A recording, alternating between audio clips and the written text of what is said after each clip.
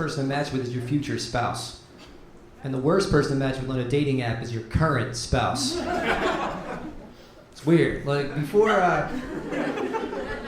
hell yeah, I like the second laugh. Yeah, I'm done. That's before dating apps, people had to meet organically, like through a hobby or a shared interest. That's how my parents met. Met in Alcoholics Anonymous. Yeah, so, like my mom, one time she was blitzed, and she was driving me and my two younger brothers, so yeah, this is not going to a good place. Neither were we. But it was me and my two younger brothers who were going in the back, and, you know, she's swerving around, she's drunk, I dropped my Game Boy, she smashes us into a tree, and my dad finds out, and his solution to this, he did some research, and he bought the family a Volvo for the safety features. Like, Dad, that's not a good... He's basically like, all right, boys, don't worry, I've got this under control. This new car, it's got good airbags, a roll bar, and it comes with a breathalyzer. So things weren't always great at home growing up, and at school, I was getting picked on a lot, I was getting bullied. And I don't, like, 100% blame the bullies. Like, I was kind of asking for it. I was a huge nerd. Like, let me paint this picture for you. I would walk around school carrying a printed out manuscript for a fantasy novel I was writing called Nightblade. Did not make that up. Listen, if you like fantasy novels, I finished that shit as an adult. Come talk to me, all right? Like the applause. I wish y'all were there back then to get my back then, because I was getting my ass beat.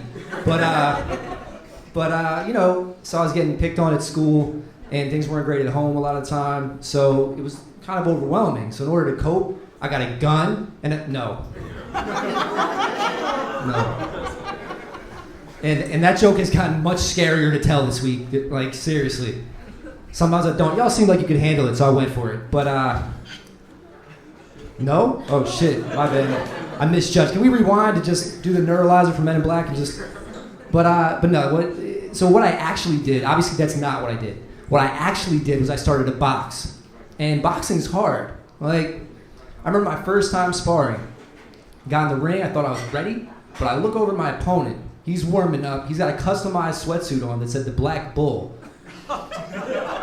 Already. Yeah, we're not even to the joke. You guys know where this is. So, but yeah, so I'm like starting to get nervous. You know, he's hitting the speed bag, doing tricks with his elbows. I'm like, to my trainer, I'm like, are you sure this is the guy I should spar on my first time? He's like, yeah, you'll be all right. Just remember what I taught you, all right? Remember the combinations, the defense. I'm like, okay. So I'm in my corner, and I'm just visualizing these combinations that we've been drilling over and over again, getting ready for this. And the bell rings, the Black Bull comes charging at me, and I threw a combination, and I knocked him out. I'm kidding, he fucked me up. It was bad. Like, and your first time sparring, boxing etiquette, I'm learning. You're supposed to go easy on me if it's my first time. So he did not do that. So looking back, I think I know what was going on there. Those were reparations punches. Yeah. Like, he was giving me shots. He was like, Rodney, King. I was like, come on, man. So, but I didn't quit. I kept boxing, and that gym gave me more than just getting in shape and all that. Like, it was really good for me. It was like a family outside of home. Like, and this was, I'm from South Jersey, near Philly, and this gym was in Philly, and like, basically, I got to know these guys. They became my friends. I gained more confidence. I got stronger. But you ever, like, you start to get too gassed up? Like, I went to school, and one day I saw this guy was, he used to pick on me. I hated this guy. He was my least favorite person. I walk up to him. I'm like, hey, come to my house today after school for a fight club. Like, he's like, you got to think about this from his perspective. I must have looked like a little lunatic to him. Like, he's like, what? I used to chase after you to beat your ass. Now you just delivered yourself to me for a beat down? This is too good to be true. What is this, Dork Dash? I don't understand. My friends are like, they're trying to like save me. They're like, Jason, come on, what are you doing? Are you crazy? Like, I've heard about suicide by cop, but I've never heard about suicide by jock.